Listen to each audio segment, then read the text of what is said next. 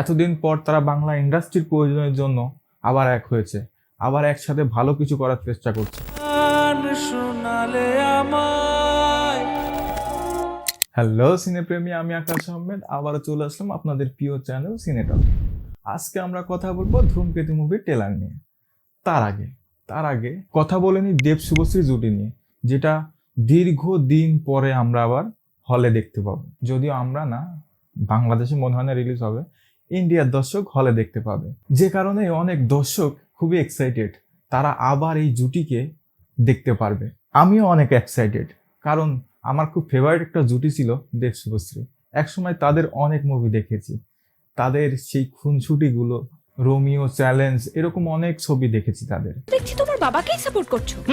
কাকিমা ঠিক বলেছেন, সব পুরুষ মানুষ এক। ওই একদম আঙুল তুলে কথা বলবে না। তোমরা কি সব একবার মাথা মোটা? ওই ম্যাডাম একটু দম নিন। এই বাড়িটা আমারই বাথরুমে ঢুকে আমাকেই চোটপাট করছেন।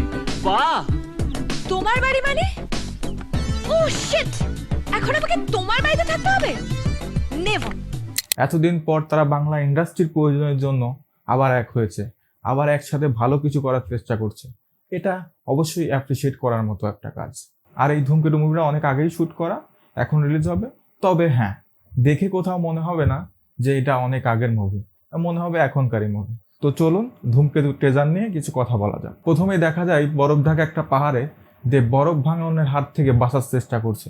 দেবকে এই মুভিতে আর্মি অফিসারের চরিত্রে দেখা যাবে।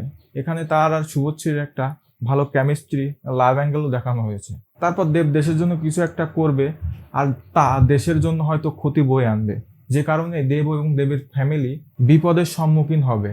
আর এটা নিয়েই হয়তো পুরো স্টোরিটা চলবে, আর শেষে একটা হৃদয় বিদারক এন্ডিং হবে, এমনটাই আন্দাজ করা যাচ্ছে এই ট্রেলার দেখে।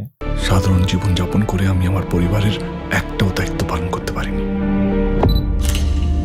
কিন্তু আজ পারছি। Now kiss me. Kiss me.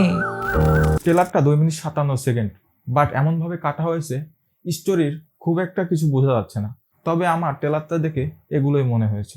এবার আসি সিনেমাটোগ্রাফি নিয়ে। সিনেমাটোগ্রাফি বেশ ভালো ছিল, সবসময় টলিউডের সিনেমাটোগ্রাফি বেশ ভালো ছিল। বর্তমানে যে ধরনের মাস কমার্শিয়াল ছবি চলছে, তার যে লেভেলের সিনেমাটোগ্রাফি হয় ঠিক সেই লেভেলে না। তবে হ্যাঁ, আপনার একদমই চিপ ফিল হবে না। অনেক আগের মুভি হিসেবে তারা অনেক ভালো কাজ করেছিল এটা, যেটা ট্রেলারের ফুটেজগুলো দেখলেই বোঝা যাচ্ছে, অনেক সুন্দর। এবার কথা বলা যাক দেব শুভশ্রীর অ্যাক্টিং নিয়ে। তারা তাদের জায়গা থেকে বেস্টটাই দিয়েছে। দর্শকের কাছে আমার মনে হয় না এটা ম্যাটার করে তারা কেমন অভিনয় করেছে। আমার মনে হয় তারা এতদিন পরে একসাথে পর্দায় আসছে, এটাই দর্শকের জন্য অনেক বেশি, তারা লুফে নেবে এটা।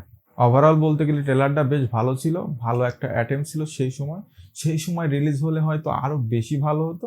যাই হোক, এতদিন পরে আবার তারা একসাথে আসছে, এটা সিনেপ্রেমীদের জন্য অনেক ভালো একটা খবর। যাই হোক, এই ছিল আমার ছোট্ট রিভিউ।